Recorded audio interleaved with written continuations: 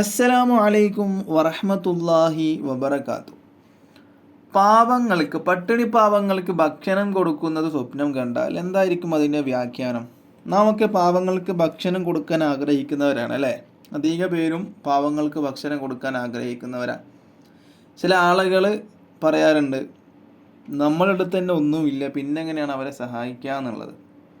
നമ്മുടെ അടുത്ത് ഒന്നും ഇല്ലെങ്കിലും ഉള്ളത് എന്താണെന്ന് വെച്ചാൽ അത് കൊടുത്ത് എന്താക്കണം, സഹായിക്കണം. അത് പാവങ്ങളൊക്കെ നമ്മളെ വീട്ടിൽ യാചിക്കാൻ വന്നാൽ, യാചന ഇസ്ലാമിൽ തെറ്റാണ്, എന്നാലും യാചിക്കാൻ വരും. അവർക്ക് വേറെ വഴികൾ ഉണ്ടാവില്ല, കാരണത്താൽ യാചിക്കാൻ വരും.